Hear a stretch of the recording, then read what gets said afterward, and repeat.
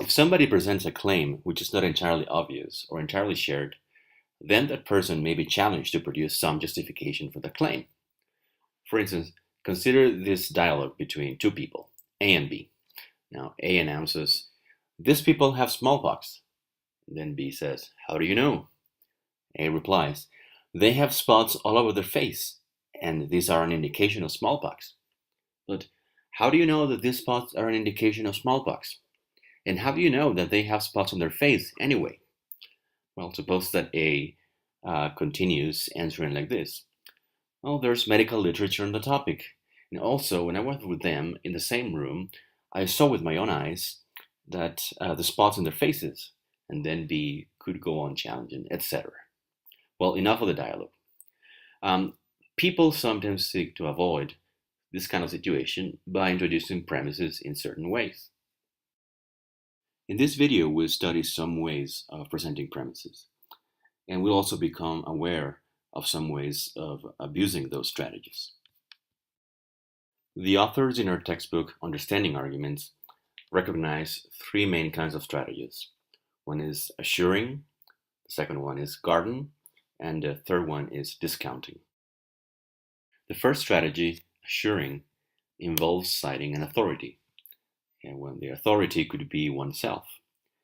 Now, this technique can be used legitimately when the claim may be challenged and with the authority is accepted by the audience.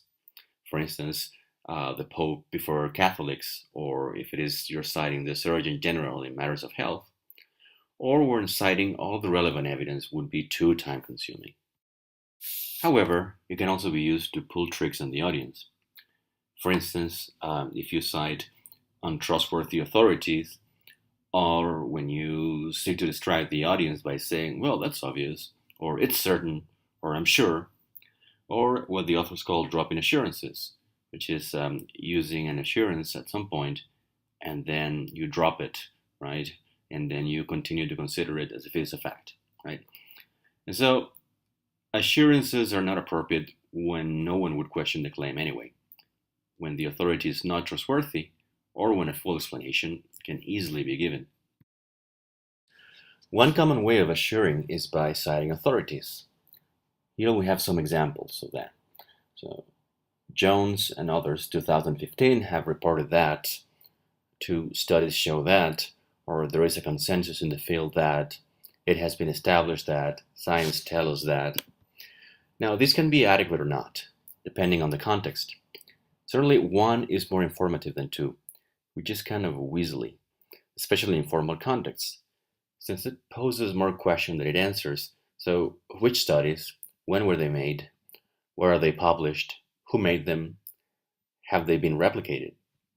And something similar happens with four, which, like one, cites some ghost authority. Three might not be appropriate in a paper you're writing as a student, but it might be appropriate if you, for instance, are an authority in the field. You can also assure by conveying personal conviction or even by abusing your audience. One, for instance, is going to carry weight only if you're an expert, or at any rate, if you're really knowledgeable about your topic. Three was in the previous list, but it could also appear here if the claim about the existence of consensus is supposed to depend on your estimate of it, and people don't know how reliable you are. And the same happens with four. Two is the kind of thing you can expect to hear from a politician, and it works by assuming or establishing some sort of a special bond of trust between the speaker and the audience, which would somehow be betrayed if you were to doubt the claims being made. Now, although two is somewhat manipulative and four might be a bit evasive, five and six already start to sound like abuse. If you offer five or six, you're implying that if you disagree with the speaker or writer, then you would lack common sense, as in five, or would be a fool, as in six. And who wants to be made look like a fool? Here, the mechanism of persuasion is basically to bully the audience into accepting your point. The second strategy, or family of strategies, is garden. This occurs when the arguer intentionally makes a premise weaker in order to make it more difficult to object to. So if I wanted to convince people that a nuclear plant should not be built, I might say that it might explode instead of it will explode. So another way is to weaken the claim is to introduce probability as opposed to certainty, or to reduce commitment by introducing some hedges. So consider a simple assertion such as Jones will lose the race. So you may guard it by reducing the certainty, for instance, by saying Jones will probably lose the race, or Jones might lose the race. Or you can somehow distance yourself from the assertion by saying that, well, it appears that Jones will win the race, or I think that Jones may win the race. So here we're introducing both approaches. Of course, these hedges are perfectly admissible and indeed are required when you're reporting a fact about which you're not entirely sure, or which cannot be predicted with certainty. In those cases, it would be responsible to drop the hedges, right? Because you would be conveying a certainty that you don't have. The problem is when you are deliberately understating the premises by making them seem as if they were less certain than they are, with the purpose of lowering your audience's defenses so that they might accept your claim, a claim that wouldn't perhaps be accepted if we were put in the stronger form. Our third strategy is discounting. First of all, we know that there is a set of words that we can call contrast makers, such as but, though, although, yet, and which serve to just suggest a contrast or opposition between two statements. For instance, suppose that you know that your friend Beth, who is 90 years old, is running a marathon, and you know that your audience won't expect a 90-year-old to run a marathon. Then you might say, well, Beth is 90 years old, but she can run a marathon. That's how wonderful she is. Or Beth is 90 years old, yet she can run a marathon. Or although Beth is 90 years old, she can run a marathon. You can use these terms for discounting. So suppose that you have a claim that you like to defend, and that, well, there are some reasons in favor of it, and you're also aware that there are some reasons that people have given or might give for denying your claim. For instance, you're making a case for going on vacation with your friends to a place called St. X. The main reason you're giving for going to St. X is that it is beautiful and the food is delicious. Now, you know that your friends might object that St. X is too far. Then you might want to acknowledge that there might be some drawbacks to the plan you're proposing, and acknowledge that they might count against the plan. Nevertheless, you want to endorse the plan and present the reasons for going ahead with it. So in this case, you might say, St. X is far, I know, but it is beautiful and the food is delicious. Right? Therefore, you should go there.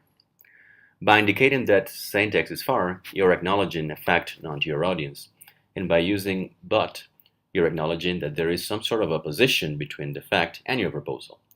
That is, that the fact gives some reasons against your going to St. X. But then you finish with a statement of other facts which, first, support your proposal, and second, that carry more weight than the facts against it. So in this case, what you're discounting is the fact that St. X is far. Now compare the effect with, suppose that you had said, St. X is beautiful and the food is delicious, but it is far. Well, in that case, what you would be discounting is that St. X is beautiful and that the food is delicious, which is exactly what you shouldn't do. So it's very important the order in which you offer the statements. One thing we might have to point out is that in order to discount a statement, you have first to acknowledge the truth of the statement, but that somehow it gets overridden by other considerations.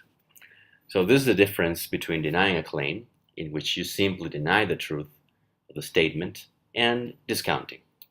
For instance, in A, we have a case of discounting. Although every precaution was taken, a chance of an accident remained. In B, you have denying. So officials were wrong in saying that every precaution had been taken.